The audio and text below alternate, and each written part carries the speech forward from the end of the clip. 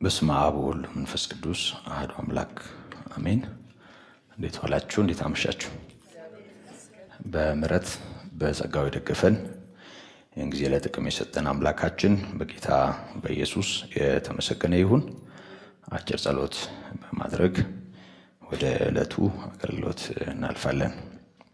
ቅዱስ የሆንክ በሰማያት ያለ አብረህን የምትኖር የሕይወታችን ጌታ የነፍሳችን ጠባቂና እረኛ እውነተኛ አስተማሪ አምላካችንና አባታችን ልዑል እግዚአብሔር በተወዳጁ ልጅህ በጌታችን በኢየሱስ ስለዚህ ቀን እናመሰግንሃለን፣ እናከብረሃለን።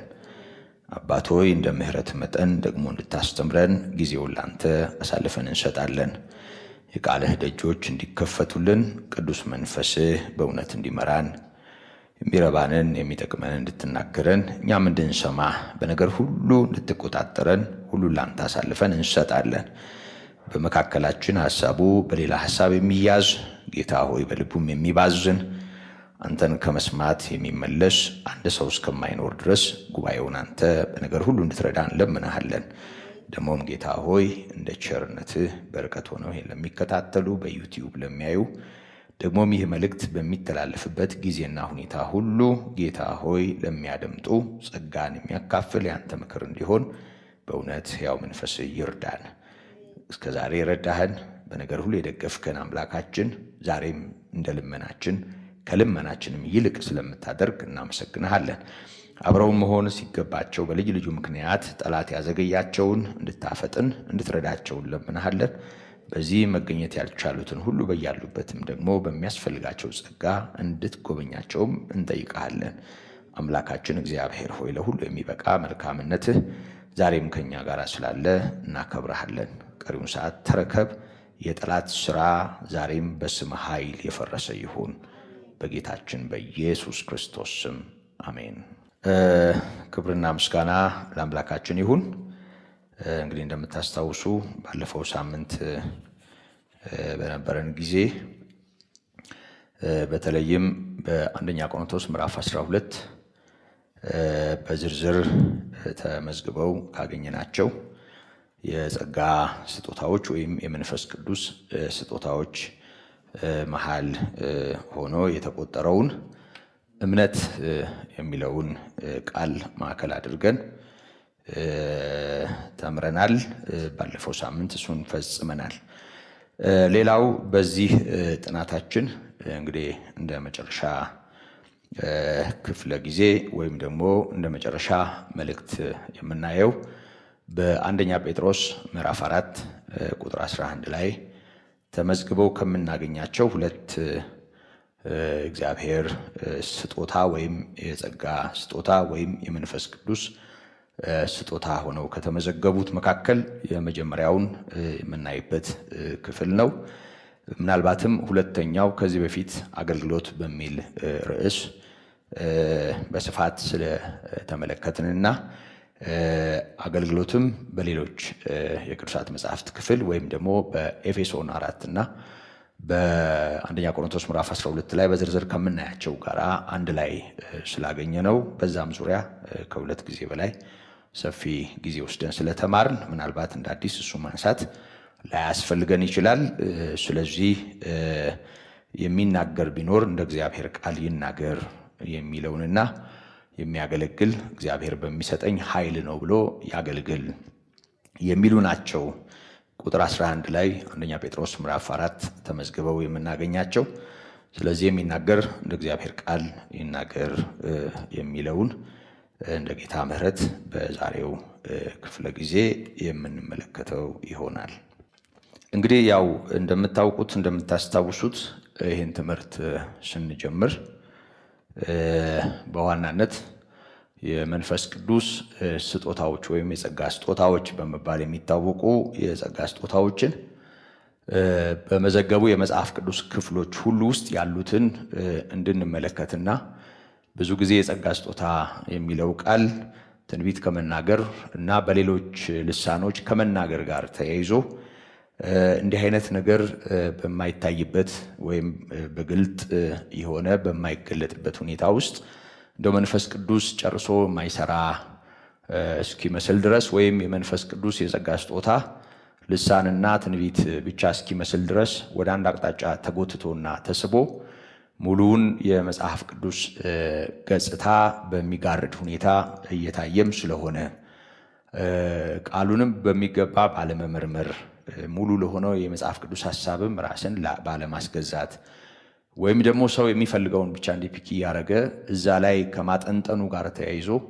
አንዳንዴ የእግዚአብሔር ቃል በጽድቅም በሚነገርበት ጉባኤ ኢየሱስ ክርስቶስ በከበረበትም አገልግሎት እግዚአብሔር መንፈስ እንደማይሰራ በድፍረት የሚናገሩ ደፋሮችም ስላሉ ይሄን ነገር ማረም ስላለብን እያንዳንዱም ሰው ደግሞ ምን ማለት ነው የጸጋ ስጦታ መንፈስ ቅዱስስ ማን ነው የሚለውን ማየት ስላለብን ነው ይሄንን ርዕስ በዚህ መንገድ መካፈል የጀመርነው። ስንጀምር ያው የትምህርቱን ዓላማ በግልጽ ስላነሳው ብዙዎቻችሁ የምታስታውሱ ይመስለኛል። ከዚህም የተነሳ በዋናነት በዚህ የትምህርት ክፍለ ጊዜ ሁለት ነገር ነው የተመለከትነው። አንደኛ መንፈስ ቅዱስን ራሱ ሰጪውን ማለት ነው አምላክ የሆነውን አካል ያለውን መለኮት የሥላሴ አካል የሆነውን መንፈሱን ራሱ መንፈስ ቅዱስን ምክንያቱም መንፈስ ቅዱስ አንዳንድ ጊዜ የሞንታርቦ ጩኸትም ሆኖ የሰው ትንፋሽም ሆኖ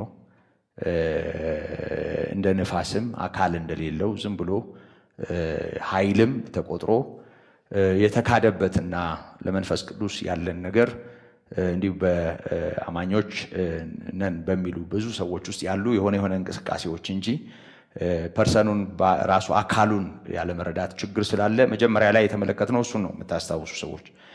ከዛ ባሻገር የመንፈስ ቅዱስ ስጦታ ወይም ደግሞ የጸጋ ስጦታ ባጭሩ የጸጋ ስጦታ በሚል ስያሜ የሚታወቁ የጸጋ ስጦታዎችን በተመለከተ የተጻፈባቸውን የመጽሐፍ ቅዱስ ክፍሎች በማውጣት ከ20 ያላነሱ የጸጋ ስጦታዎች ዝርዝር ተመልክተናል። በእርግጥ አንዱ በሌላው መጽሐፍ ወይም ሌላኛውን በሌላኛው መጽሐፍ ተደጋግሞ ከመጽሐፉ የተነሳ ልክ እንደ ሲኖፕቲክ ወንጌል አንዱ በአንዱ ውስጥ የሚታይ ቢሆንም ግን ወደ ዝርዝሩ ስንመጣ ግን ከ20 ያላነሱ የጸጋ ስጦታዎች ያው አካሉን ለመጥቀም ቤተክርስቲያንን ለመመገብ እና ለማሳደግ ራሱ አንዱ ጌታ የሚሰጣቸው የጸጋ ስጦታዎች መኖራቸውን አይተናል። እንግዲህ በትምህርታችን ሁሉ በደንብ መስተዋል ያለበት ስጦታው አንድና ሁለት እንዳልሆነ ለጋሱ አምላክ ልጁን ከሰጠ በኋላ በልጁ ላመንነው መንፈሱን ሰጥቶናል።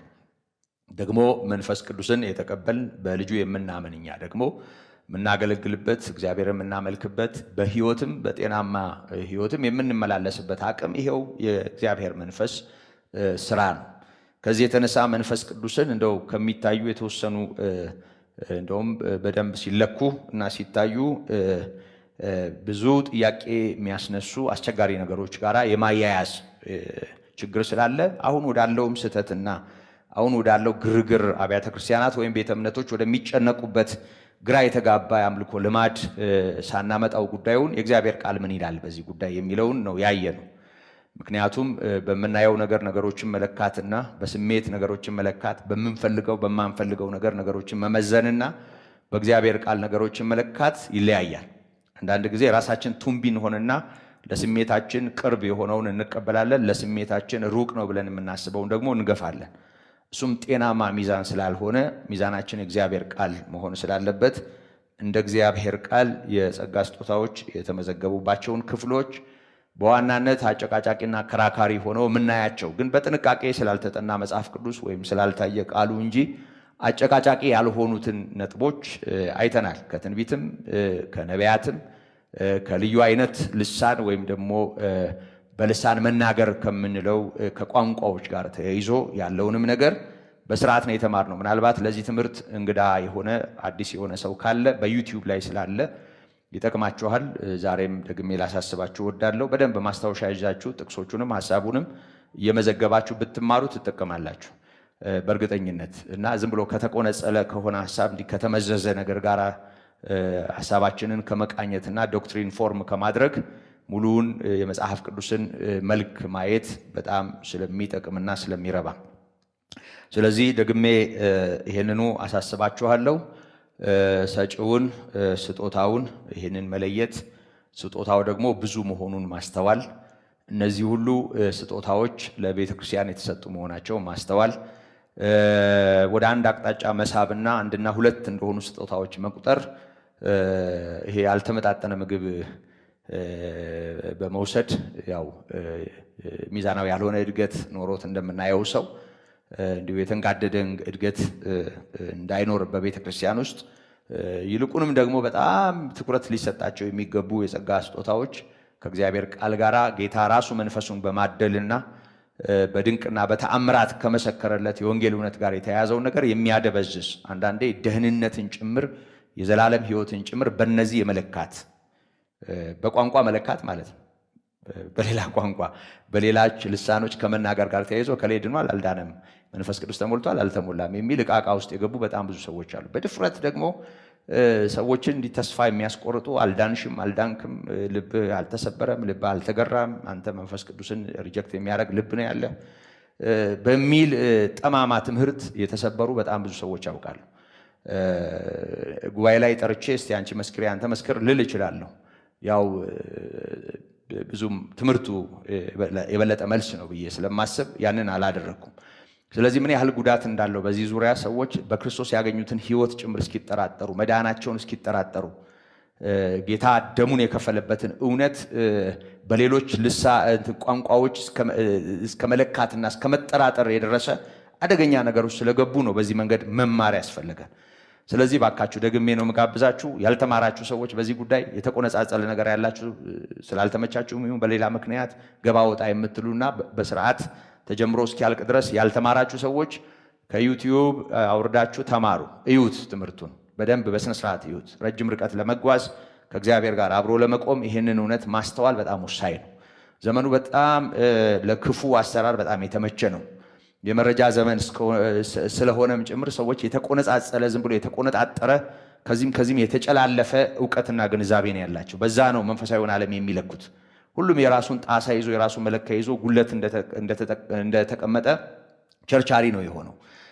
ስለዚህ በእግዚአብሔር ቃል ነው ሁሉ ነገር መለካት ያለበትና በስነ ስርዓት ተማሩ። ብዙ ሰው ስላላጀበው ብዙ ሰው በቃ ሆያ ሆዬ ስላላለ እውነት በሰው ጭብጨባ አይለካም። የእግዚአብሔር ቃል ነው መለኪያውና ይሄንን ደግሜ ላሳስባችሁ እወዳለሁ። ያው በዚህ ዙሪያ እየተማርን ያለነው ትምህርት ስለተገባደደና የመጨረሻውን ክፍል እያየን ስለሆነ ምናልባት አንድና ሁለት ጊዜ ቢበዛ ማለት ነው ወደኋላ መለስ ብሎ መከለስና አንዳንድ ነገሮችን ማስታወስ ሊያስፈልግ ይችል ይሆናል።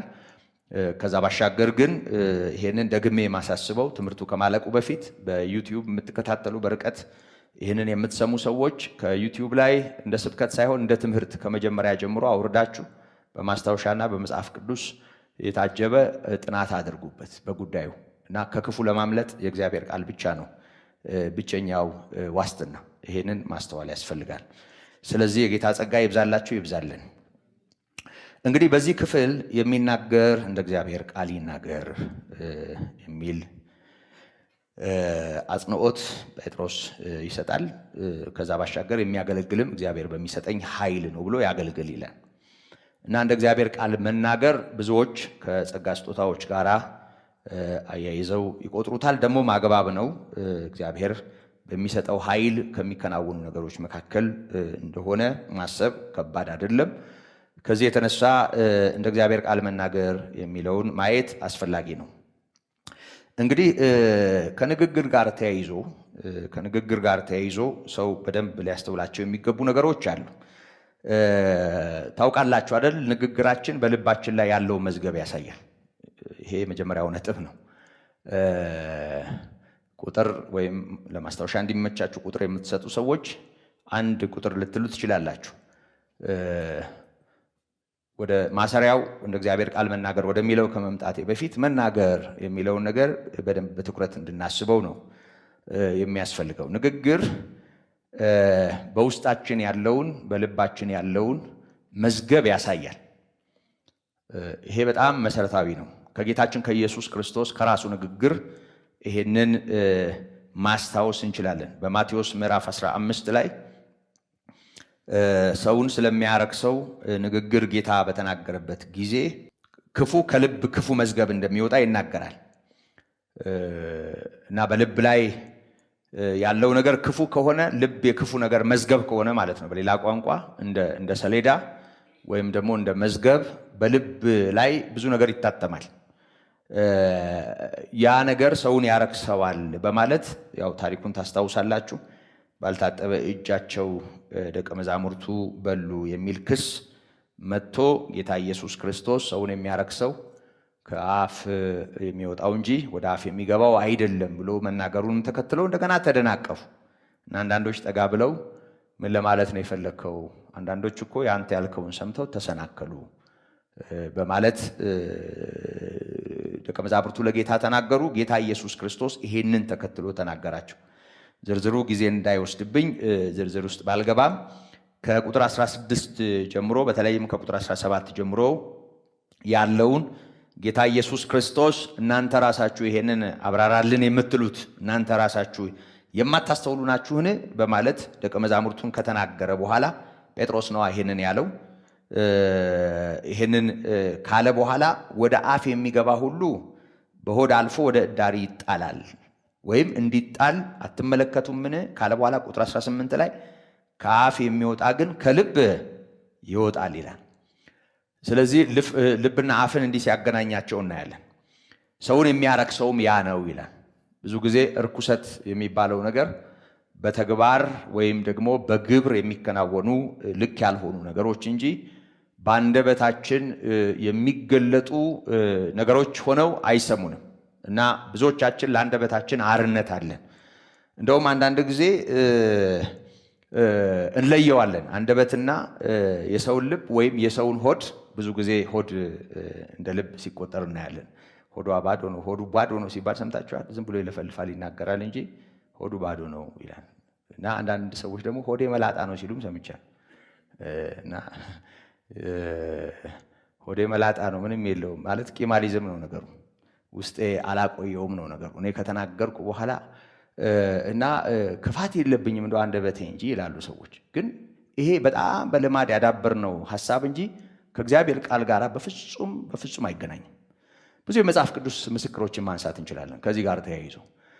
እንደውም አንዳንድ ሰዎች ያው ታውቃላችሁ ምን የዚህ አካባቢ ሰው ይላሉ። አካባቢ መጥራት አልፈልግም ጊዜውም ጦሰኛ ስለሆነና እና የዚህ አካባቢ ሰው ያው ተናጋሪ ነው እንደው ይለፈልፋል እንጂ እንደው ውስጡ ባዶ እኮ ነው ምናምን ይባላል። አሉ የሆኑ ማህበረሰቦች አሉ በንግግራቸው እንደ መራር የሚቆጠሩ ደግሞ እንደፈለጉ እንደ ማካሮፍ የሚተፉት ነገር አለ ከውስጣቸው የሚወጣ ግን በቃ በእንትን ልጅነት ሰበብ ሰው ቂም እንዳይዝባቸው የእንትን ሰው ስለሆንኩ ነው የሚሉ የእንትን ሰዎች አሉ። ልክ አይደለም። ለማንኛውም ወደድንም ጠላንም ከማይጠፋው ዘር የተወለድን ሰዎች እኛ በስጋ ልደት የተወለድንበትንና ያደግንበትን መንደር እየጠራን መመጻደቃችን ልክ አይደለም፣ በፍጹም ልክ አይደለም። የትኛውም የመጽሐፍ ቅዱስ ክፍል አይደግፈንም። ሰው ለአንደበቱ አርነት ሊሰጥ እንደማይገባው አንደበትና የሰው ልብ የተገናኙ እንደሆነ ከልብ ክፉ መዝገብ እንደሆነ ክፉ ነገር የሚወጣው ሌላ ሰው ሳይሆን ራሱ ጌታ ኢየሱስ ክርስቶስ ነው የተናገረው። ይህም በደንብ ማስተዋል ያስፈልጋል። እንደውም በዚህ ክፍል ይኸውላችሁ ሰውን የሚያረክሰው በማለት ገላትያ ምዕራፍ 5 ቁጥር 19 ላይ ከተዘረዘሩ ከስጋ ስራዎች ጋር አንድ ላይ እንዲህ ልናየው ሰፍተን ልናየው የሚችል ንግግር ጌታ ኢየሱስ ክርስቶስ ተናግሯል። እና በዚህ ክፍል ይኸውላችሁ ከልብ ክፉ ሐሳብ ይላል። ክፉ ሐሳብ ብዙ ጊዜ ሐሳብ ሰፈሩ ሌላ እንደሆነ እናስባለን። ግን ከልብ ክፉ ሐሳብ ይኸውላችሁ ጌታ ኢየሱስ ነው የተናገረው። መግደልም፣ ምንዝርም፣ ዝሙትም፣ መስረቅም፣ በውሸት መመስከርም ስድብም ይወጣሉ አለ። ይሄ የሚወጣው ከውጭ ሳይሆን ከውስጥ ነው። ከሰው ማንነት ነው የሚወጣው፣ ውጫዊ አይደለም። ብዙ ጊዜ ውጫዊ ስለሚመስለን እንዴ 360 ዲግሪ እየተሽከረከርን በዚህ ምትመጣ በዛ ብትመጣ ሰይጣን እያል ስረግም እንውላለን። እና ይሄ ውስጣችን ነው ያለው። እንዲህ አይነቱ ነገር ከስጋ ጋር ከሰው ማንነት ጋር የተያያዘ ነው። ይሄንን በደንብ ማስተዋል ያስፈልጋል። ይኸውላችሁ እዚህ በዝርዝር ከተቀመጡ 5 ነገሮች 3ቱ ነገሮች ከሐሳብና ከንግግር ጋር የተያያዙ ናቸው። ክፉ ሐሳብ ይላል በራሱ በውሸት መመስከር ይላል፣ በአንደበት የሚገለጥ ነው። ስድብም ይወጣሉ ይላል። እነዚህ 3 ነገሮች ቁጥር 19 ላይ ተዘርዝረው ከምናያቸው 5 ነገሮች መካከል የሚታዩ ናቸው። ጎልተው የሚታዩ ናቸው። ክፉ ሐሳብ፣ በውሸት መመስከርና ስድብ ይወጣሉ ይላል። ጌታ ኢየሱስ ክርስቶስ ይሄንን እንዳለ አስቡ። ክፉ ሐሳብና ከአንደበት የሚወጣው ነገር አንድ ላይ ተያይዞ ነው ያለ። ውሸት ነው ይሄ። ወደ መላጣ ከሆነማ ምንም አትልም። ምላስን መላጣ መሆን አለበት። እዚህ ጋር የሚወጣው ነገር በጣም መራር ከሆነ ጥሩ ካልሆነ እዚህ ውስጥ ያለው መዝገብ የተበላሸ ነው። መዝገቡን ነው ማስተካከል ውስጥ ነው መጥራት ያለበት እና ሰው ይሄንን ሊያስተውለው ይገባል። ሁለቱ በጣም ተያይዘው ሐሳብና ንግግር ተያይዘው የምናይበት ክፍል ነው። በሰው ውስጥ ያለው እዚህ ጋር ካለው መዝገብ የሚወጣው ልክ ያልሆነውን ነገር የሚያስረዳ ቃል ሆኖ እናየዋለን። በዚሁ ሁኔታ በመዝሙር 52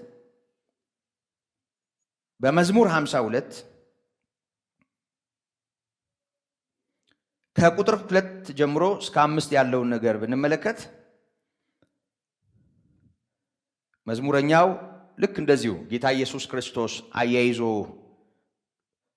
ሁለቱን እንዳቀረበ እንዲሁ አንድ ላይ አያይዞ የሚናገረውን እንመልከት። ከቁጥር 2 ጀምሮ አነበዋለሁ። አንደበትህ ኃጢአት ያስባል አለ። አንደበት ንግግር ነው አይደል? በመሰረቱ ይሄንን አስተውላችኋል? ማለት ከንግግርና ከሐሳብ ጋር ብቻም ሳይሆን በጣም ይገርመኛል። በአይምሮና ወይም በሰው ልብና በሌላው የሰውነት ክፍል መካከል ያለው ትስስር በጣም ነው የሚገርመው። በማስብበትና በምናገርበት ሁኔታ መካከል ልዩነት ማድረግ በጣም አያስቸግርም? አሁን እኔ እያሰብኩ ነው የምናገረው፣ አይምሮዬን ጥዬ አይደለም አይደል? በጣም እንዲህ የተያያዘ ነገር ነው የምናየው። ንግግር ከሰው ልብ፣ ከሰው ሐሳብ፣ ከሰው አይምሮ ጋር እንዲህ የተቆራኘ ነገር ነው። እኛንን ምን ለየው ለመለየትም ጥረት የምናደርገው። ያም ደግሞ ሰዎች እንዳይቀየሙን ለንግግራችን የምናቀርበው ልክ ያልሆነ ማብራሪያ ነው እንጂ እውነታው እነዚህን ማነጣጠል አይቻልም። እዚህ ውስጥ ያለው ነገር ልክ ካልሆነ ንግግራችንም ልክ አይደለም። ንግግራችን ልክ ካልሆነ ውስጣችን ያለው ነገር ልክ አይደለም። ሁለቱ የተያያዙ ናቸው እና አንደበትህ ኃጢአትን ያስባል አለ። እንደ ተሳለ ምላጭ ሽንገላ አደረግ ይለዋል። ሽንገላ ማለት ያው በልብ ያለው ነገር ሌላ ሆኖ በምላስ ሰው ሌላውን ሲያንቆለጳጳስ የሚሆነውን ነገር ነው የሚናገረው እና ሽንገላን አደረግህ። ከመልካም ይልቅ ክፋትን፣ ጽድቅም ከመናገር ይልቅ አመፃን ወደድክ። የሚያጠፋ ቃልን ሁሉ የሽንገላ ምላስን ወደድክ። ስለዚህ እግዚአብሔር ለዘላለም ያፈርሳሃል ይላል። ከቤትህም ይነቅልሃል ያፈርሳሃልም፣ ስርህንም ከሕያዋን ምድር። በጣም የሚገርምና የሚያስደነግጥ ነው። ስለዚህ በአንደበት የሚሆነውን ነገር ከሐሳብ ጋር አሰናስሎ ሸንጋይነትንና እንዲህ አይነቱን ከተፎነት ከእግዚአብሔር ፍርድ ጋር አያይዞ ይነግረናል እና በጣም ያስፈራል ቃሉ።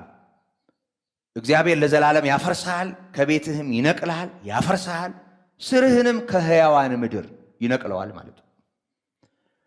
እና ሰው ለአንደበቱ በጭራሽ መጠንቀቅ ይኖርበታል። እዚሁ በመዝሙር 34 ቁጥር 13 ላይ አንደበትህን ከክፉ ከልክል ይላል፣ ከንፈሮችህም ሽንገላን እንዳይናገሩ ይላል።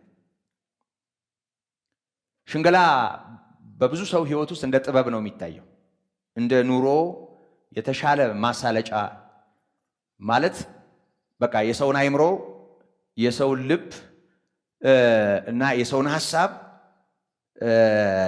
በጣም ለማታለል ከሰው ጋር ተስማምቶ ለመኖር በጣም እንደ ጥሩ አቋራጭ ነው በጣም ብዙ ሰው የሚያየው እና ጥበብም አድርጎ ያስበዋል። ንግግር ክህሎት እንዳለ ይታወቃል። ግን ንግግራችን በውስጣችን ያለውንም የሚያሳይ ስለሆነ በጥንቃቄ እነዚህን ጉዳዮች ማየት እንዳለብን ምክሮቹ ወይም ተግሳጹ ወይም ቃሉ ያሳየናል። አንደበትህን ከክፉ ከልክል፣ ከንፈሮችህም ሽንገላን እንዳይናገሩ 34:13 መዝሙር። እንዲሁም ደግሞ በዚሁ በመዝሙር 50 ከቁጥር 19 ጀምሮ እንደዚህ ይለናል። አፍህ ክፋትን አበዛ፣ አንደበትህም ሽንገላን ተበተበ። ተቀምጠህ ወንድምህን አማኸው፣ ለእናትህም ልጅ እንቅፋት አኖርህ። ይህን አድርገህ ዝም አልኩህ፣ እኔ እንዳንተ ሆን ዘንድ ጠረጠርህ። በጣም የሚገርመኝና የሚያስደነግጥም ንግግር ነው። ታውቃላችሁ ይሄ አንዳንድ ጊዜ አንተም መሰልኩ አንቺም መሰልኩሽ ይላል ሰው። ልክ እግዚአብሔር እንደሱ ነው ያለው። አንተም መሰልኩ ማለት ስላደረግከው ስለ ሽንገላ ስለ ሐሜት ምንም ስላላደረግኩ የተስማማኝና አብሬህ ቆምኩ መሰለህ ነው። እንደሱ ነው እያለ ያለው እና እኔም እንዳንተ ሆን ዘንድ ጠረጠርክ፣ እዘልፍሃለሁ፣ በፊትህም እቆማለሁ ይልና ቁጥር 22 እግዚአብሔርን የምትረሱ እናንተ ይህን አስተውሉ፣ አለዚያ ግን ይነጥቃል የሚያድንም የለም ይላል። ስለዚህ በአንደበት የሚገለጥ አመፅ ወይም ሽንገላ ወይም ደግሞ ሐሜት እግዚአብሔርን እንዴት እንደሚያስቀይመው ወይም እንደሚያሳዝነው ይነግረናል እና ከመዝሙር ልውጣና በመጨረሻ ቃል በመዝሙር 120 ቁጥር 2 ላይ ዳዊት የጸለየውን ጸሎት እኛም ምክርና ጸሎት ብናደርገው መልካም ነው። እንደዚህ ይላል፣ ከአመፀኛ ከንፈር ከሸንጋይም አንደበት አቤቱ ነፍሴን አድናት ይላል። እስኪ ይሄን በሉ። ከአመፀኛ ከንፈር ከሸንጋይም አንደበት አቤቱ ነፍሴን አድናት። ይሁንልን አይደል? አዎ፣ ሸንጋይ በጣም አደገኛ ነው እና እኛም ሸንጋዮች አንሁን ማለት ልባችንና ምላሳችን እንደተለያየ አካል አይሁኑ እና ሸንጋዮች አታላዮች አንሁን እና መዝሙረኛው ከአመፀኛ ከንፈር ከሸንጋይም አንደበት አቤቱ ነፍሴን አድናት ይላል፣ ታደጋት ይላል እና ሽንገላን እንደ ጥበብና እንደ ኑሮ ዘዴ መቁጠር በጣም አደገኛ ነው። ስለዚህ እኛም ሸንጋይ መሆን የለብንም። ሽንገላም ደግሞ ሕይወታችንን ልክ ባልሆነ መንገድ እንዳይነዳው መጠንቀቅ እንዳለብን ያስገነዝበናል። ከዚህ እውነት ሳልወጣ መቼም አንድ የመጽሐፍ ቅዱስ ክፍል አስታውሳችኋለሁ። ያዕቆብ 3 ስለ አንደበት አንስተን ያዕቆብን አለማንሳት አንችልም። እንዳለ ባነበው ጥሩ ነው። ብዙ ማብራሪያ ውስጥ ሳልገባ ከአንደበት ጋር የተያያዘውን ነገር ያው ሳናስተውል ስንቀር አደጋውን ደግሞ ብናስተውል ጥቅሙን ጭምር እንድንገነዘብ ይሄንን መመልከት መልካም ነው። እንደዚህ ይላል ያዕቆብ 3 ከመጀመሪያው ቁጥር አንስቶ አነበዋለሁ። እንደዚህ ይላል፣ ወንድሞቼ ሆይ ከእናንተ ብዙዎቹ አስተማሪዎች አይሆኑ፣ የባሰውን ፍርድ እንድንቀበል ታውቃላችሁና። ሁላችን በብዙ ነገር እንሰነካከላለንና በቃል የማይሰናከል ማንም ቢኖር እርሱ ሥጋውን ሁሉ ደግሞ ሊገታ የሚችል ፍጹም ሰው ነው አለ። በጣም ይገርማል። የሰማችሁ ነው አይደል? አዎ፣ አንደበትን መግራት መቻል ፍጽምና ነው እያለን ነው። በጭራሽ ማናስተውለው ነገር ነው። ሁላችን በብዙ ነገር እንሰነካከላለን። በቃል የማይሰናከል ማንም ቢኖር እርሱ ሥጋውን ሁሉ ደግሞ ሊገታ የሚችል ፍጹም ሰው ነው። አንደበትን መግራት፣ የሚናገሩትን ተጠንቅቆ መናገር ፍጽምና ነው። በጣም ይገርማል። እነሆ ይላል፣ ምሳሌዎች ያቀርባል። ፈረሶች ይታዘዙልን ዘንድ ልጓም በአፋቸው ውስጥ እናስገባለን፣ ሥጋቸውን ሁሉ እንመራዋለናል። ፈረስ ጋሪ እዚህ ጋር በገባው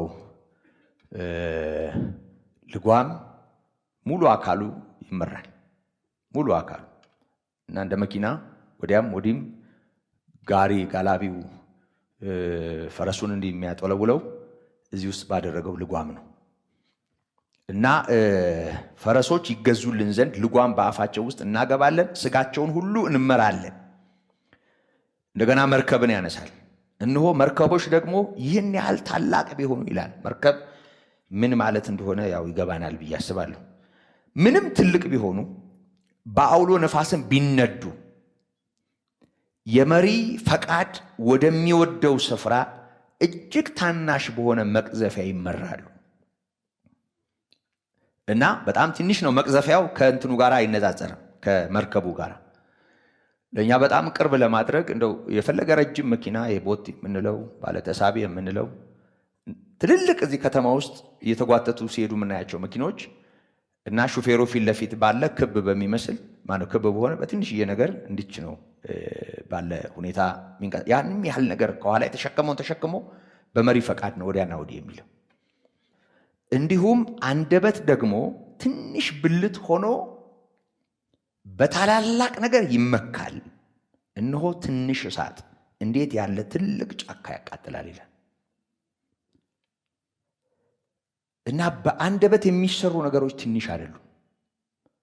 አሁን ባለንበት ዘመን በሀገራችን በኢትዮጵያም ይሁን በመላው ዓለም የብዙ ሰው ደም የሚፈስበት፣ የብዙ ሰው ሕይወት የሚመሰቃቀልበት፣ የብዙ ሰው ታሪክ የሚበላሽበት ነገር ምንድን ነው ብለን ብናይ በእርግጠኝነት ከጦር መሳሪያው በላይ የምላስ ኃይል የፈጠረው ነው። ሰዎች እንደፈለጉ ይናገራሉ። በተለይ ለወሬ ይመቻል ዘመኑ። ብዙ ሰው እንደፈለገ በራሱ መስኮት ውስጥ ሆኖ ይለፈልፋል።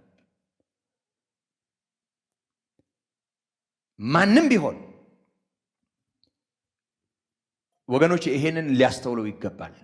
በዓለም ላይ ያሉ ብዙ ጥፋቶች የትም ሄደን ይሄን ማንሳት እንችላለን። ከየትኛውም የዓለም ስርዓት ጋር አሁን ዓለም በቋፍ ናት ያለችው አይደል? በቋፍ አሁን ኃያላኑ እንዴት ተፋጠው እንዳሉ ታያላችሁ። የሚወረወረውን ቃል ታያላችሁ። ያንን ተከትሎ የሚወረወረውን የጦር መሳሪያም ታያላችሁ። በምላስ የሚነዳ ሆኗል ዓለም። ወሬ ነው ዓለምን እንዲህ እያመሰ ያለው። መሬት ላይ ካለው ነገር ይልቅ አየሩ ላይ ያለው ነገር የብዙ ሰው ሰላም፣ የብዙ ሰው ጤናማ ህይወት ያውካል። እና እንደ ጥቂት መሪ፣ እንደ ልጓም፣ እንደ ክብሪት ነው እየተናገረ ያለ። ክብሪት አናቷ ላይ ያላች ትንሽዬ ነገር እንዲህ ስናረግ የምትወጣዋ ነገር ብልጭ ብልጭ የምትልና ግን እድሉን ካገኘች አንድ ከተማ ልታወድም ከዛም በላይ ልታጠፋ ትችላለች። እና አንደበትን እንደ ትንሽዬ እንደ ክብሪት እንደ ትንሽ እሳት ነው እየተናገረ ያለው። ስለዚህ በአፍ የሚደረጉ ጥፋቶችና ስተቶች ማህበረሰብ ያውካሉ፣ የተቀደሰውን ጉባኤ ይበጠብጣሉ። አንዳንድ ጊዜ በወሬ የሚያገለግሉ ሰዎች ምን ያህል እንደሚያውኩን፣ ምን ያህል መንፈሳዊ ህብረትንና ጤናማውን ህይወት እንደሚበጠብጡ ምንም ሌላ ምስክር መጥራት አያስፈልግም። አንደበት በጣም በጣም በጣም አደገኛ ነው ቃሉ እንደሚናገረው። እንደውም ከኔ በላይ ይሄ አደገኛ ከሚለው ቃል በላይ ነው የሚናገረው። እና እንደ ትንሽ እሳት ይሄ ትልቅ ጫካ እንደሚያቃጥል እሳት ሆኗል አንደበት። ትንሽ ብልት ሆኖ በታላላቅ ነገር ይመካል። እንደ ትንሽ እሳት ማለት አንደበት እሳት ነው ይላል ቃል በቃል ቁጥር 6 ላይ። አንደበት በብልቶቻችን መካከል አመፀኛ ዓለም ሆኗል። ራሱን የቻለ ዓለም ነው ማለት ነው። አመፀኛ ዓለም ሆኗል። ዓለም መቼም ምን ማለት እንደሆነ አሁንም ማብራራት አያስፈልገው። ራሱን የቻለ ዓለም ነው ማለት ነው። የምላስ ዓለም፣ ከምላስ ጋር የተያያዘው ነገር፣ ከአንደበት ጋር የተያያዘው ነገር አደገኛ ዓለም ነው። ራሱን የቻለ ዓለም ነው። አደገኛ ዓለም ሆኗል። ትንሽ ነገር አይደለም። ንግግር ትንሽ አይደለም። ሰው እንደፈለገ ለአንደበቱ አርነት ሰጥቶ የሚለው ነገር በጣም ትንሽ አይደለም።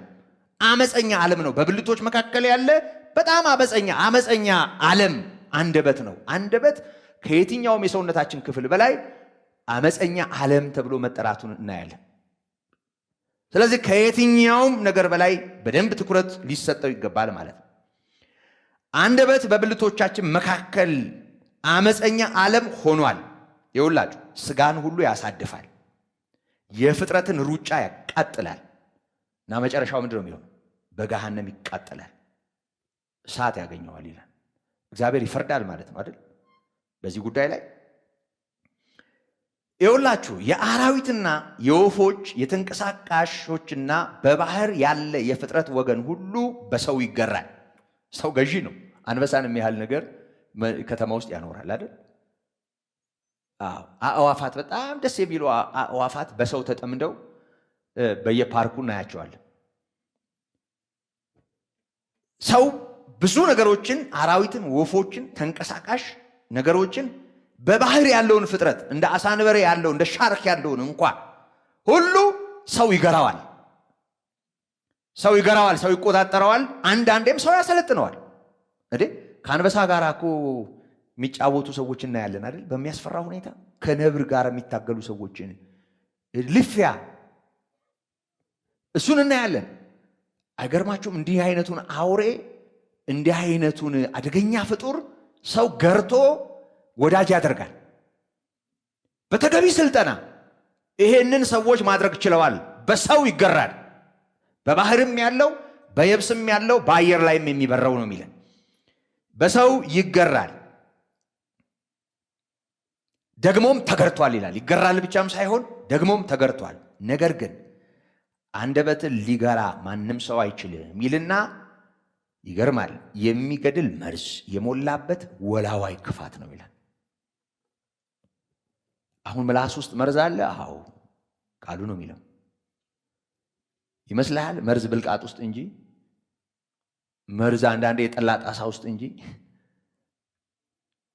መርዝ አንዳንዴ የምንበላው የምንጠጣው ነገር ውስጥ እንጂ አፍ ውስጥ መርዝ አለ ብለህ ታስባለህ? እንዴት ይታሰባል? እባብ ውስጥ ቢባል ይገባናል። እባብ በተፈጥሮ ራሱን የሚከላከልበት መርዝ ስለሚቀመም። ታስታውሳላችሁ ሮሜ ምዕራፍ 3 ከቁጥር 11 ጀምሮ ጻድቅ የለም አንድስ እንኳ፣ አስተዋይም የለም አንድስ እንኳ፣ እግዚአብሔርን የሚፈልግ የለም አንድስ እንኳ ባለበት ክፍል ሁሉ ተሳስተዋል፣ በአንድነትም የማይጠቅሙ ሆነዋል ይልና ከከንፈሮቻቸው በታች የእባብ መርዝ አለ ይላል። ሌላ ነገር አይደለም መቼም፣ ይሄ ንግግርን ነው፣ በንግግር የሚገለጠውን ክፋት ነው። ከከንፈሮቻቸው በታች የእባብ መርዝ አለ፣ አፋቸው እንደተከፈተ መቃብር ነው ይላል። የተከፈተ መቃብር ምንም ደስ የሚል ነገር አይኖረው። አጽም ነው ውስጡ የሚኖረው። ትኩስ መቃብር ከሆነ ደግሞ የሚተነፍግ የሚከረፋ ነገር ነው የሚኖረው። የሰው አንደበት እንደሱ ይሆናል ማለት ነው። እንደ መቃብር የሚከረፋ ይሆናል ማለት ነው። በጣም ብዙ የሚከረፋ ነገር የሚወጣቸው ሰዎች፣ በጣም ብዙ የሰው ልብ የሚሰብር የሰው መንፈስ የሚጎዳ ራስን ከማርከስም አልፎ ሌላውን ክት የሚያደርግ ነገር ያላቸው በጣም ብዙ ሰዎች አሉ። እና የሚገድል መርዝ የሞላበት ወላዋይ ክፋት ነው ይላል። አንደበት የምስራች ይዞ ሲሄድ ሰዎች ይድናሉ። ሰዎች የክርስቶስ የሆነውን ወንጌል በመስማት የዘላለም ሕይወት ያገኛል። እምነት ከመስማት አይደል? በሰው ላይ እምነት የሚጨምር እምነት የሚሆን ወደ ክርስቶስ ወደ ጌታ የሚያመጣ መልካም ነገር በሰው አንደበት ውስጥ ይሆናል። የዛኑ ያህል ደግሞ ሰው እዚህ ውስጥ ያለው መዝገቡ የተበላሸ ከሆነና የሚናገርበት ነገር ልክ ካልሆነ ወላዋይ መርዝ የሞላበት ነው የሚለው። እንደተከፈተ መቃብርም በምላሶች በታች እንዳለ የእባብ መርዝም ይሆናል ማለት ነው። የሰው አንደበት በጣም ሰባሪ ነው ሰው። እንደውም በጣም የተለመደ አባባል አለ፣ ምላስ አጥንት የለውም ግን አጥንት ይሰብራል ሲሉ ሰምታችኋል። በጣም አጥንት የለውም አጥንት ይሰብራል። እንደውም እዚህ ጋር ከተጻፈው በታች ነው ንግግሩ እውነቱን ለመናገር። ስለዚህ ወገኖቼ በደንብ ማስተዋል አለብን። ማለት እንደሌላው ማንነታችን፣ እንደሌላው የህይወት መስመር፣ እንደሌላው ጥንቃቄ ለአንደበታችን ጥንቃቄ ማድረግ አለብን ማለት ነው። መናገር ስላለብን ወይም እድሉ ስላለን ብቻ ዝም ብለን ምንዘባርቀው ነገር መኖር የለበትም ማለት ነው። መጠንቀቅ አለብን ማለት ነው። ምክንያቱም እግዚአብሔር ይፈርዳል በዚህ ጉዳይ ላይ። እንደውም ሮሜ ምዕራፍ 14 ላይ እኮ ዛሬ ስለምንናገረው ስለ ከንቱ ነገር ያኔ በፍርድ ቀን መልስ እንሰጣለን ይላል። ማንም ሰው እንደፈለገ ዘባርቆ እግዚአብሔር ዝም አይለው። ይህንም ማስተዋል መቻል አለብን። ስለዚህ አንደበትን መግራት በጣም ትልቅ መንፈሳዊነት ነው፣ ፍጽምና ነው። ይሄ በንግግር አለመሳት ትልቅ እድል ነው። ለአንደበታችን ዘብ ማኖር በጣም ትልቅ ነገር ነው። ይሄንን እንደ ቀላል ነገር ልንቆጥረው አይገባም። ማስተዋል አለብን። በንግግር የሚደረግ አመፃ እንደ አመፃ አንቆጥረውም። እንደሚያረክሰንም እንደሚያቆሽሸንም አንቆጥረውም። ይሄንን በደንብ ማሰብ መቻል አለብን። መርዝ የሞላበት ወላዋይ ክፋት ነው ይልና ይውላችሁ ቁጥር 9 ላይ በእርሱ ጌታንና አብን እንባርካለን። ጌታንና አብን ጌታ ኢየሱስ ነው። አብ ደግሞ የኢየሱስ አባት ምስጢረ ሥላሴ እዚሁ እግረ መንገድ ጌታንና አብን እንባርካለን። በእርሱም እንደ እግዚአብሔር ምሳሌ የተፈጠሩትን ሰዎች እንረግማለን። በዚሁ አንደበት ከአንድ አፍ በረከትና መርገም ይወጣሉ። እግዚአብሔር መባረክና ደግሞ በእግዚአብሔር አምሳሌ የተፈጠረውን ማኮሰስ። ወንድሞች ሆይ ይህ እንዲህ ሊሆን አይገባውም። ምንጭስ ከአንድ አፍ የሚጣፍጥንና የሚመርን ውሃ ያመነጫል። አንድ ምንጭ መራራ ከሆነ ጨዋማ ከሆነ ጨዋማ ነው። እዛው ላይ ሁለት አይነት አይሆንም።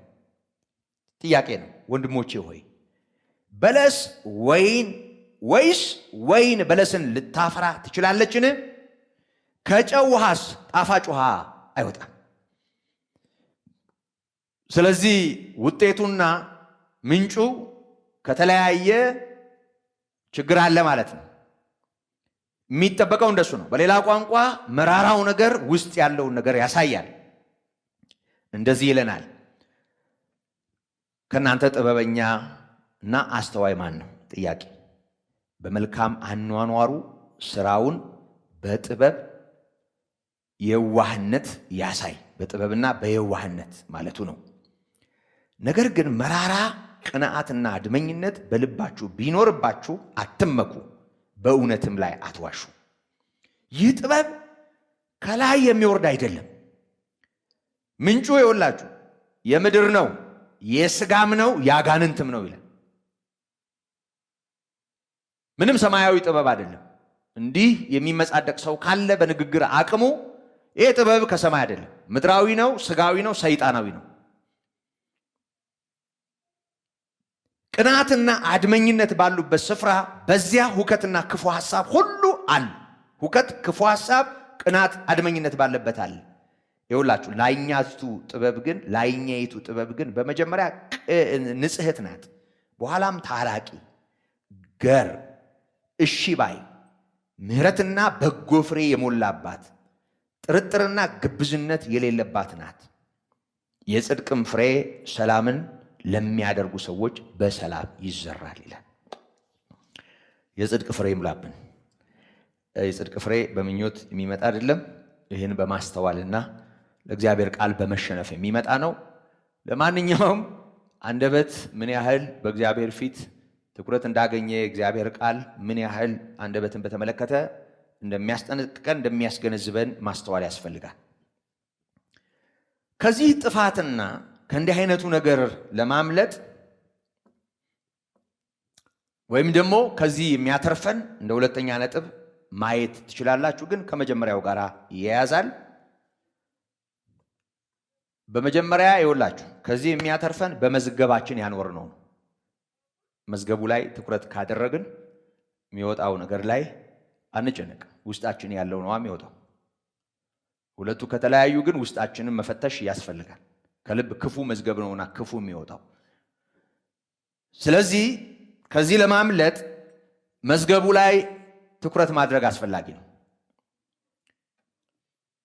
ሰው የበላውን አይደለም የሚያገሳው፣ በውስጡ ያለው ነው። እንግዲህ በሽታ ካልሆነ ማለት ነው። ግሳት አንዳንዴ ጥጋብ ብቻ አይደል፣ ህመምም ይሆናል፣ የጨጓራ ነው እና ተመሳሳይ ችግር ከበሽታው ውጪ በጤነኛው ዓለም በጤነኛ ሁኔታ የመጥገብ የመርካት የመሙላት ሊሆን ይችላል ውጤቱ። ዞሮ ዞሮ ቆላስይስ ምዕራፍ 3 ቁጥር 16 ላይ የእግዚአብሔር ቃል በሙላት ይኑርባችሁ ይላል። የእግዚአብሔር ቃል በሙላት ይኑርባችሁ። የእግዚአብሔር ቃል መኖሪያ መሆን፣ ይሄን በደንብ አስተውሉ። እዛ ዮሐንስ ወንጌል ምዕራፍ 5 ላይ የመጨረሻው አንቀጽ ላይ እንደገና ዮሐንስ ምዕራፍ 7 ላይ በሰው ውስጥ መኖር ስላለበት ቃል ጌታ ኢየሱስ ተናግሯል። ለምንድነው ልትሰሙኝ ያልቻላችሁት ካለ በኋላ ራሱ ጌታ በእናንተ ውስጥ የሚኖር ቃሉ የላችሁም ነው ያላችሁ።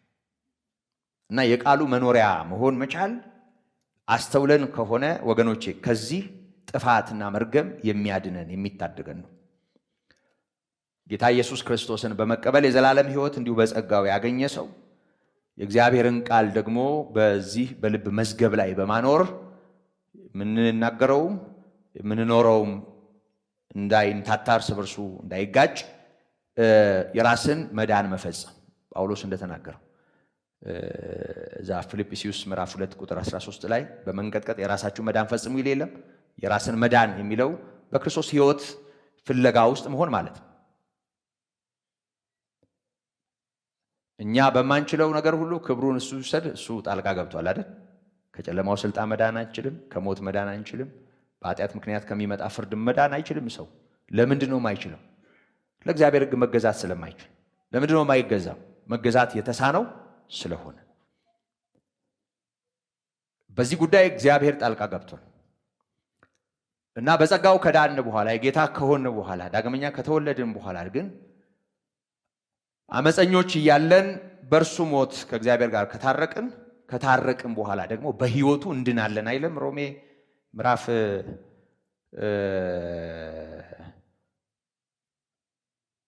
5 ከቁጥር 6 ጀምሮ አይደል? ቁጥር 8 እና 9 ላይ ነው እንደዛ የሚለው። ስለዚህ በሕይወቱ መዳን ማለት የኢየሱስ ክርስቶስን የሕይወቱን ፍለጋ መከተል ማለት ነው እና ጸጋው እየደገፈን የእግዚአብሔር ጸጋ ዛሬም ይሰራል። ታውቃላችሁ አይደል? ከዚህ ክፉ ዓለምና በውስጡ ካለው ነገር ሁሉ ዛሬም ያድናል እና የሚያድነን እሱ ነው። ለማንኛውም ከዚህ ለመዳን በልባችን የሚኖረው መዝገብ በጣም ወሳኝ ነው። ምክንያቱም ክፋት ሁሉ የሚወጣው ከልብ ነው ካለን ጌታ ኢየሱስ ጌታ ነው ያለው። ይሄንን ሌላ ሐዋርያም አይደለም፣ ጌታ ነው ያለው። ይሄንን ጌታ ኢየሱስ ካለ ስለዚህ ይሄንን ማስተዋል በጣም አስፈላጊ ነው ማለት ነው። ቆላሲስ ምዕራፍ 3ን ከቁጥር 8 ጀምሮ ያለውን ባነበው ደስ ይለኛል። ቆላሲስ 3 ከቁጥር 8 ጀምሮ አሁን ግን እናንተ ደግሞ ቁጣንና ንዴትን፣ ክፋትን፣ ከአፋችሁም ስድብን፣ የሚያሳፍር ንግግርን እነዚህን አስወግዱ የሚል መመሪያ ነው የሚሰጠንና እንዲህ ይልና እርስ በርሳችሁ ውሸትን አትነጋገሩ፣ አሮጌውን ሰው ከስራው ጋር ገፋችሁታልና። አይ ውሸታምነት የአሮጌው ሰው ባህሪ ነው ማለት ነው። ቁጣ፣ ንዴት፣ አድመኝነት፣ ክፋት ሁሉ አሮጌ ማንነት ነው። ይሄንን አስወግዱ፣ እርስ በርሳችሁ ውሸት አትነጋገሩ፣ አሮጌውን ሰው ከስራው ጋር ገፋችሁታልና የፈጠረውንም ምሳሌ እንዲመስል ዕውቀትን ለማግኘት የሚታደሰውን አዲሱን ሰው ለብሳችሁታል። አዲሱ ሰው ምን ማለት ነው? ዕውቀትን ለማግኘት የሚታደስ ማንነት። አዲሱ ሰው እዚህ ቦታ ላይ ጌታ ኢየሱስ ማለቱ አይደለም። ዕውቀትን ለማግኘት የሚታደሰውን አዲሱን ሰው በክርስቶስ የታደሰውን ወይም ዳግመኛ የተወለደውን ሰው ለብሳችሁታል። ይኸውላችሁ በዚያ የግሪክ ሰው አይሁዳዊ፣ የተገረዘም ያልተገረዘም፣ አረማዊም እስኩቴስም፣ ባሪያም ጨዋ ሰውም መሆን አልተቻለም። ነገር ግን ክርስቶስ ሁሉ ነው፣ በሁሉም ነው። እስኩቴስ ማለት አንድ ማህበረሰብ ነው፣ የታወቀ ማህበረሰብ። ይሄ ምንድነው? አንድ ሌላ መገለጫ አለው። ልክ እኛ አረማዊ እንደምንለው በዛ የሚታወቁ ማህበረሰቦች አሉ። ያን ወገን ነው የሚያነሳው። ምንድነው? አንድ ቃል ይሄ በርበሪያን ወይም እንደዚህ የሚል ማህበረሰብ አለ አይደል? ባርበሪያን አይደል? አዎ ልክ ነው። አስኩቴስ ብዙ ጊዜ ከዚህ ከሞስኮ ጋር ከተወሰነ ቦታ ጋር ተያይዞ ያለ አንድ ማህበረሰብ ያኔ እንደ ርኩስ የሚቆጠር እንደ አረማዊ የሚቆጠር ማህበረሰብ ነው እና እንደዚህ መሆን አልተቻለ በዚህ ቃል። ምክንያቱም ምን ማለት ነው ይሄ? በሌላ ቋንቋ እንዲህ አይነቱንም የእግዚአብሔር ቃል፣ አይሁዳዊውንም የእግዚአብሔር ቃል፣ አሕዛቡንም የእግዚአብሔር ቃል ወደ አንድ ነገር ያመጣል ማለት ነው። ዕውቀትን ለማግኘት የሚታደስ ማንነትን ያጎናጽፋል። ይሄን መሆን አልተቻለም። የቀደመው ማንነት አይቻልም ማለቱ ነው። እንግዲህ እንደ እግዚአብሔር ምርጦች ቅዱሳን ሆናችሁ የተወደዳችሁ ሆናችሁ ምሕረትን፣ ርኅራኄን፣ ቸርነትን፣ ትሕትናን፣ የዋህነትን፣ ትዕግስትን ልበሱ። እርስ በርሳችሁ ትዕግስትን አድርጉ። ማንም በባልንጀራው ላይ የሚነቅፈው ነገር ካለው ይቅር ተባባሉ፣ ክርስቶስ ይቅር እንዳላችሁ እናንተ ደግሞ እንዲሁ አድርጉ። በእነዚህም ሁሉ ላይ የፍጻሜ ማሰሪያ የሆነውን ፍቅርን ልበሱ። በአንድ አካል የተጠራችሁለት ደግሞ የክርስቶስ ሰላም በልባችሁ ይግዛ፣ የምታመሰግኑም ሁኑ። የእግዚአብሔር ቃል በሙላት ይኑርባችሁ። በጥበብ ሁሉ እርስ በርሳችሁ አስተምሩና ገስጹ፣ በመዝሙራትና በዝማሬ በመንፈሳዊም ቅኔ በጸጋው በልባችሁ ለእግዚአብሔር ዘምሩ። እግዚአብሔር ቃል በሙላት ይኑርባችሁ የሚለውን በደንብ አስምሩበት። ይኸውላችሁ በተለያየ ምክንያት የእግዚአብሔር ቃል በሰው ሕይወት ውስጥ በሙላት ላይኖር ይችላል። የእግዚአብሔር ቃል በሙላት በማይኖርበት ሕይወት፣ ለቃሉ ባልተሸነፈ ሕይወቱ ደግሞ ብዙ ጥፋት ይኖራል። ከዚህ በፊት ከጸጋ ስጦታ ትምህርታችን ጋር አያይዘን በተለይ ኤርምያስ 23ን በደንብ ተመልክተን ነበር። ታስታውሳላችሁ። ቃሌ ያለበት ቃሌን ይናገር። ቁጥር 28 ምዕራፍ 23 ላይ እግዚአብሔር ይህን ተናግሯል። ቃሌ ያለበት ቃሌን ይናገር፣ ህልም ያለው ግን ህልሙን ያወራ። ስንዴ ከገለባ ምን ህብረት አለው በማለት ቃሉንና ቅዠታቸውን እንዲለዩ፣ ህልማቸውንና የእግዚአብሔርን ቃል እንዲለዩ። አሁን በብዙ ሰው ህይወት ውስጥ ያለው ችግር እሱ ነው። ቅዠቱንና እግዚአብሔርን ቃል እኩል ለማስኬድ በህልምና በቅዠት ሊመራ ጥረት ያደርጋል። ብዙ ሰው ጥርት ያለ እጃችን ላይ ያለ የህይወት መመሪያ እያለ ከእግዚአብሔር ይሁን አይሁን፣ ከሰይጣን ይሁን አይሁን፣ ከስጋ ይሁን አይሁን ያለየነው ህልምና ቅዠት የህይወት መመሪያ ይሆናል። ብዙ ሰው ህይወት ውስጥ ህልም እንደ እግዚአብሔር ቃል ትልቁ መሪ ይሆናል። ህልም ያለው ህልሙን ያውራ፣ ቃል ያለው ቃሌን ይናገር። ስንዴ ከገለባ ጋር ምን መስማማት ወይም ምን ህብረት አለው ይላል። ለማንኛውም ይውላችሁ የእግዚአብሔር ቃል በሰው ህይወት ውስጥ በተለያየ ምክንያት ላይኖር ይችላል።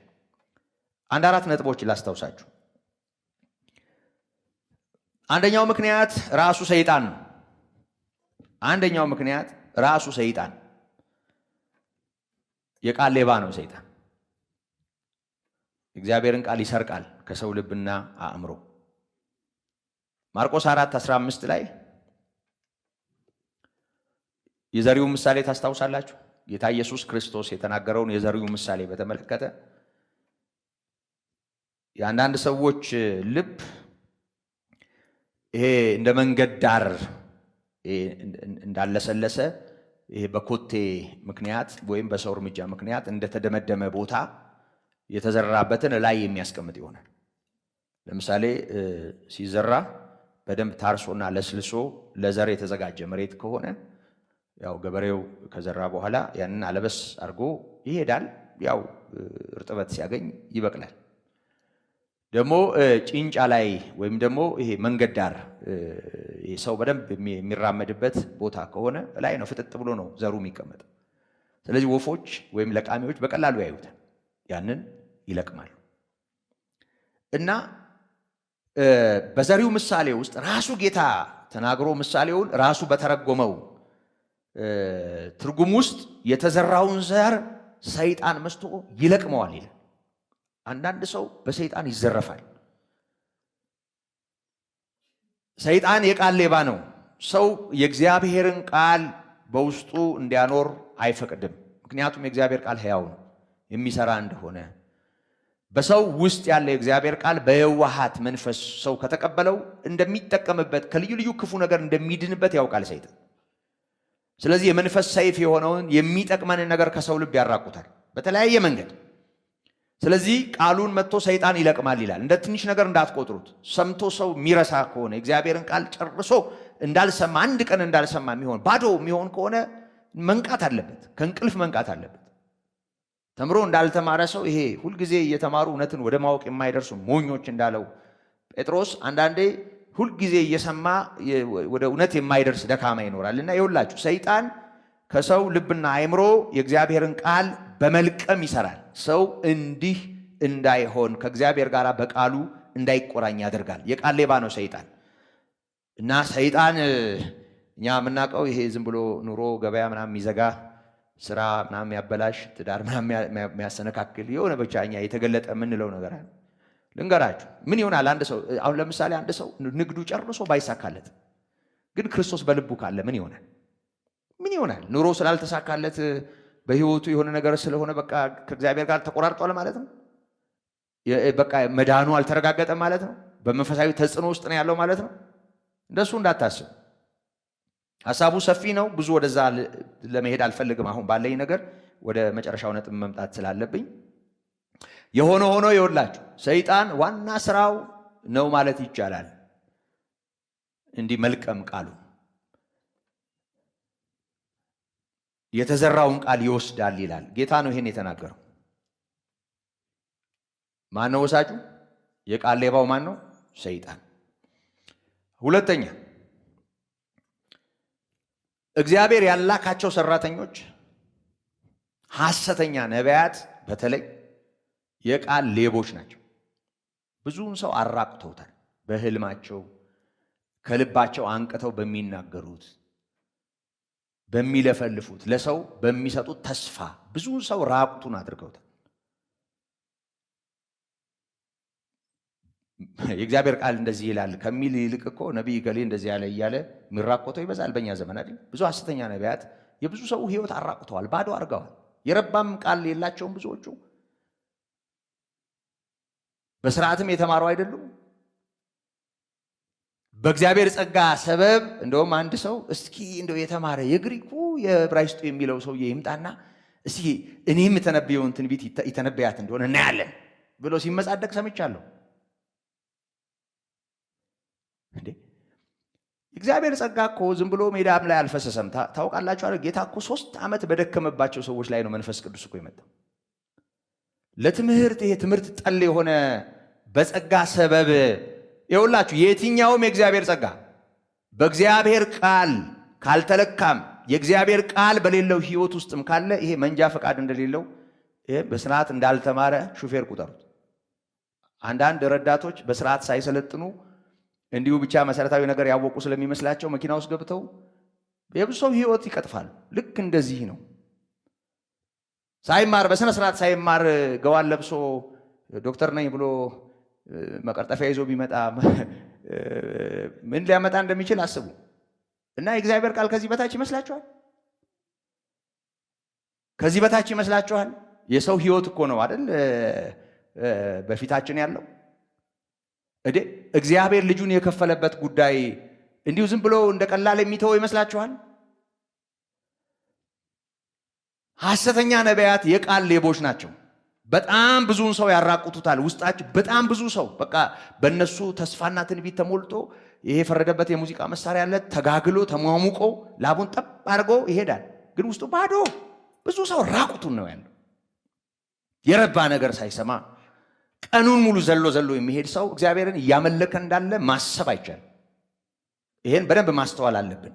ሐሰተኞች የቃል ሌቦች ናቸው። ይኸውላችሁ በሚያልሙት ህልማቸው ቃሌን በሚሰርቁ ነቢያት ላይ ነኝ ያለው ራሱ እግዚአብሔር። እዚሁ ኤርምያስ 23 ቁጥር 30 ላይ የቃል ሌባ ይላቸዋል። ለሰው ሌላ ነገር ስለሚመግቡ የእግዚአብሔርን ቃል ስለማይመግቡ በራሳቸው ተስፋ በእግዚአብሔር ስም በሚናገሩት ነገር የብዙ ሰው አእምሮ ስለሚይዙ የእግዚአብሔርን ቃል ያራቁታሉ፣ ከሰው ማንነት ይለቅማሉ። እነዚህ በጣም አደገኞች ናቸው። እንደ ሰይጣን ነው ማለት ነው ስራቸው። አንድ ናቸው ማለት። ምክንያቱም የቃል ሌባ ነው ሰይጣን፣ ይወስዳል መጥቶ ነው የሚለው። እነዚህም ይወስዳሉ፣ ቃሌን ይሰርቃሉ ነው የሚለው። የሚሰረቅ ብር ብቻ እንዳይመስል፣ ንብረት ብቻ እንዳይመስል፣ ቁስ ብቻ እንዳይመስል። ቃሉን ከመሰረቅ በላይ ጥፋትም የለም። የእግዚአብሔርን ቃል ብዙ ሰው ይሰረቃል፣ ብዙ ሰው ይወሰድበታል። በጣም ብዙ ለእግዚአብሔር ቃል ጥሩ ነገር የነበራቸው ሰዎች ምን ቃሉ አይደለም ዋናው መገለጥ ነው፣ ሎጎስ ምን ያደርጋል ደግሞ ፈርዶባት እቺ ሎጎስ እንዴት ሆነ አፋቸው እንደገባች አላውቅም። በስርዓትም ትርጉሟን የተረዷትም አይመስለኝ። ሎጎስ ሬማ ነው ዋናው ሬማ ነው ይላሉ። በደንብ ማስተዋል ያስፈልጋል። ይኸውላችሁ ሌላኛው ሶስተኛው ነጥብ የሰው ወግና ልማድ ማለት በጣም በቃ በደንብ እንዲህ የተዋዛ የሚነገር የትውልዶች ታሪክ። ጳውሎስ ለጢሞቴዎስ እንዳለው የሰው ወግና ስርዓት ልማድ የእግዚአብሔር ቃል በሰው ማንነት ውስጥ እድል እንዳይኖረው ያደርጋል። ጥርት ያለውን የእግዚአብሔር ቃል ይጋርዳል፣ ይሸፍናል። በማርቆስ 7:13 ላይ ጌታ ኢየሱስ ከማቴዎስ 15 ላይ ካለው ቃል ጋር ተጓዳኝ ምንባብ ነው። ይኸውላችሁ ማርቆስ 7 ቁጥር 13 ባስተላለፋችሁት ወግ የእግዚአብሔርን ቃል ትሽራላችሁ እና ይሄንን የሚመስል ብዙ ነገር ታደርጋላችኋል። የተለያየ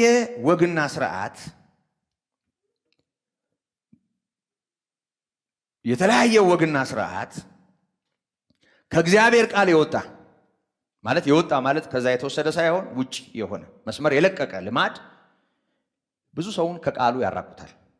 የብዙዎቻችን ችግር ምን ነበር? እሱ አይደል? ጌታን ሳንወደው ቀርተን ነው? ጆሮአችንን ሳንሰጣቸው ቀርተው ነው? እንማር ብለንስ እንዲህ ወንበር ላይ ሳንቀመጥ ቀርተን ነው? የሁሉ ሰው ምን እግዚአብሔርን ሳይፈልግ ቀርቶ ነው የጨለመበት ይመስላችኋል? በጣም ብዙ ገራገሮች፣ በጣም ምስኪን ልብ ያላቸው ሰዎች እውርን ቢመራው ሁለቱም ወደ ገደል እንዳለ ጌታ የታወሩ መሪዎች ወደ ጉድጓድ ይዘዋቸው ሲሄዱ እናያለን። ተረቱ ዛሬማ መቼም አድጓል አይደል? ያሁኑ መቼም እንደው እንደዚህም ሆኖ አያውቅም። በእውነት ይሄ ክፎች በክፋት እየባሱ ይሄዳሉ እኮ። ይሄ ነው። እንዲህም አልነበረም እኛ በነበርንበት ጊዜ። በእውነት ብዙ ተረት እንዳላውቃለሁ፣ ግን እንዲህም አይን ያወጣ እንደው ጭምብስብስ ያለ ግራ የገባው ነገር አልነበረም። አለማፈራቸውም አለመፍራታቸውም ዳኛ አለመኖሩም ተውባይ አለመኖሩም ሁሉም ራሱን እንደ መሳፍንት ዘመን ራሱን አለቃ ማድረጉም በጣም ያሳፍራል። በእውነት እኔ እግዚአብሔር እንዴት እንደተደፈረ እግዚአብሔር እንዴት እንደተናቀ ራሱ አይገባኝም። በዚህ መጠን ሰው ደረቱን ነፍቶ እንደ ትልቅ እውቀት ያውም እንዲህ አይነቱን እንኳን በአደባባይ በጓዳስ ብናገር ይሄ ነውር አይደለም? በር ዘግቼ እንኳ ቢሆን ሰው ካሜራ ደቅኖ ቀራጭ አዘጋጅቶ አተላ ይደፋል። በጣም ነው የሚያሳፍረው። እንዲህ አይነት ነገር የሰው ወግ ይሄ እንደው ለአቅመ ወግም አይበቃም። በመሰረቱ እንደው በእውነት ቃሉ ስላለ ነው እንጂ ወግም እኮ በመሰረቱ አለው እኮ የራሱ መልክ አለው። ወግ በመሰረቱ ኔጌቲቭ አይደለም ቃሉ። ከኛ እንደተማራችሁት ያለውን ወግ ያዙ ይላል ጳውሎስ እና ወግ በራሱ ኔጌቲቭ አይደለም። ብዙ ጊዜ ወግ ትጠርቃላችሁ ምናምን ሲባል ወግ የሚለውን ቃል ራሱን እንደ ኃጢአት የሚቆጥሩ ሰዎች አሉ። ወግ ጤናማ የሚሆንበት ሁኔታ አለ እንደ እግዚአብሔር ቃል ከሆነ። በሌላ ቋንቋ አምልኮ ማለት ነው።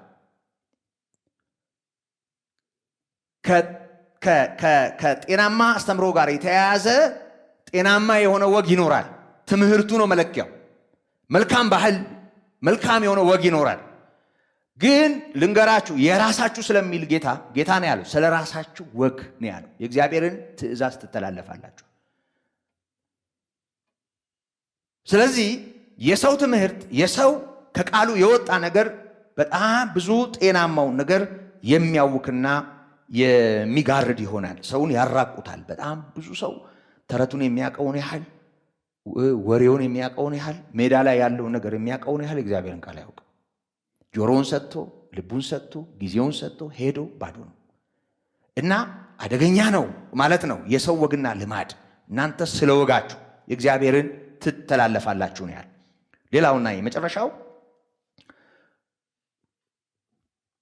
አለማስተዋልና ለቃሉ ተገቢውን ትኩረት አለመስጠት። አለማስተዋል፣ ለቃሉ ተገቢውን ትኩረት አለመስጠት ከእግዚአብሔር ቃል ነፃ የሆነ የተራቆተ ማንነት እንዲኖረን ያደርጋል። ያ ማለት ደግሞ ጨርሶ ጥቅስ የሌለው ለማለት አይደለም። የመጨረሻው ነጥብ ጥቅስ አልባ ለማለት አይደለም። ይሄ ያዕቆብ እንደነገረን ምዕራፍ 1 ቁጥር 23 ላይ ቃሉን ሰምቶ የማያደርገው የተፈጥሮ ፊቱን በመስታወት አይቶ እንደሚሄድ ከሄደ በኋላ እንደሚረሳው አይነት ሰው ይሆናል ይላል። መስታወት የምናየው ችግር ካለ ለማረቅ ነው፣ ለማስተካከል ነው። ደግሞ ሁልጊዜ በመስታወት እንደሚያይ ሰው መስታወት የሆነው ቃሉ ፊት ይቀርባል። ግን በተግባር ሊለማመደው ጊዜ ሰጥቶ በእምነት ሊኖረው የሚያደርገው ጥረት ስለማይኖር፣ የራሱ መዳን ስለማይፈጽም፣ ለእግዚአብሔር ቃል ስለማይታዘዝ፣ አመፃ ስለሚኖረው እንዲህ አይነቱ ሰው ሰምቶ እንዳልሰማ ይሆናል፣ አውቆም እንዳላወቀ ይሆናል። ማለት ቃሉን የማግኘት እድል የሌላቸው ብቻ አይደሉም ባዶ የሚሆኑት ማለት ነው። ይህንንም ማስተዋል ያስፈልጋል። ያዕቆብ 1 ቁጥር 23። ሌላው ታስታውሳላችሁ ማቴዎስ 7 ከቁጥር 24 እስከ 27 ያለውን ቃል ራሱ ጌታ ኢየሱስ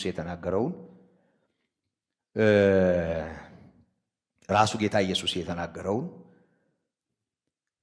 ቃሌን ሰምቶ የሚያደርገው ይህን ይላል። ደግሞ በመሰረቱ ይህን ቃሌን፣ ይህን የሚልም ተቀጽላለሁ። ይህን ቃሌን የተራራውን ስብከት ሲጨርስ ነው ጌታ ይህን ያለው።